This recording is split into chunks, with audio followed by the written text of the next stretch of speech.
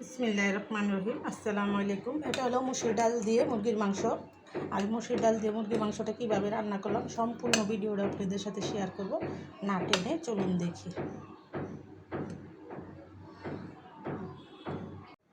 সবসময় তো আমরা বড় মানুষের জন্য চিন্তা করি, বাচ্চাদের জন্য চিন্তা করি না। তো আমি আজকে বাচ্চাদের রান্নাটাই রান্না করব আর আপনাদের সাথে শেয়ার করব, দেখতে থাকুন। এটার মধ্যে আমি দেবো শুধু গরম মশলার ফাঁকি আর একটু হলুদের ফাঁকি দেবো। হলুদের ফাঁকি দিয়ে দিলাম শাহি গরম মশলার ফাঁকি। এখানে আমি ডালটা সিদ্ধ করে নিছি, আমি ডালটা নামিয়ে নিব আর মাংসগুলো একটু ভাজে নিব। তো মাংসটা এখানে মশলা মাখা হয়ে গেছে, আমি এখন পেঁয়াজটা বেশটা করে নেব।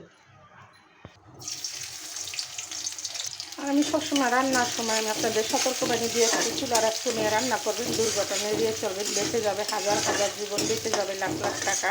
আমার এই সতর্কবাণী আপনারা মেনে চলবেন, চুলা থেকে একটু দূরে সরে রান্না করবেন। আমি সচেতন, আপনাদের সচেতনমূলক ভিডিওটা দিই, আপনারা আমার ভিডিওটা দেখে একটু হলেও উপকৃত হবেন, এটাই আমার প্রত্যাশা। আর আমার এটাই সার্থক যে ভিডিও করে আমি একজনকে সতর্ক করতে পারছি। দেশে এখন যে অহরহ আগুন লেগে মানুষের দুর্ঘটনা ঘটতেছে, তো সেটার জন্যই আপনাদের সাথে আমার এই ভিডিওটা করা, যে আপনারা সবসময় চুলার আঁচ কমিয়ে রান্না করবেন। পেঁয়াজটা ব্যস্ত হয়ে গেছে, আমি আপনি উঠিয়ে নেব। তো মাংসগুলো আমি এক এক করে এখানে ভাজতে নেব।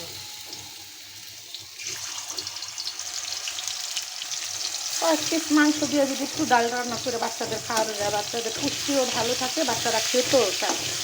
আমি আমার নাতিনদের সবসময় আমার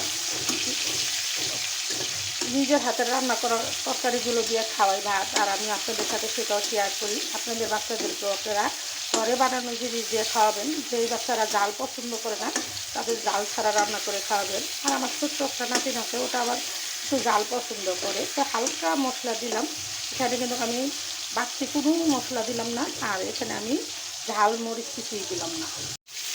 মাংসটা এখানে আমার ভাজা হয়ে গেছে, আমি এখন যে ডালটা আমি সিদ্ধ করে রাখছি ওটা দিয়ে দিই।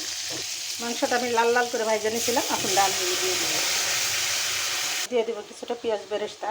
তো এই ডালটা আমি কীভাবে রান্না করলাম মুরগির মাংস দিয়ে, আপনারা একবার হলো বাচ্চাদেরকে রান্না করে খাওয়াবেন। আর নতুন নতুন ভিডিও পেতে আমার সাথেই থাকবেন।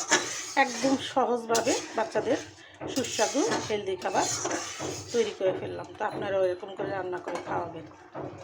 দেবো এক চিমটি জিরার ফাঁকি।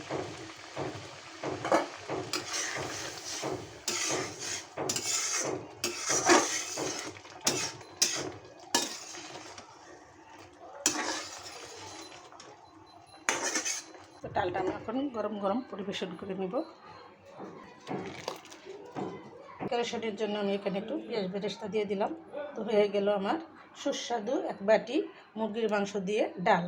তো আপনারা একবার হলো আপনাদের বাচ্চাদের রান্না করে খাওয়াবেন।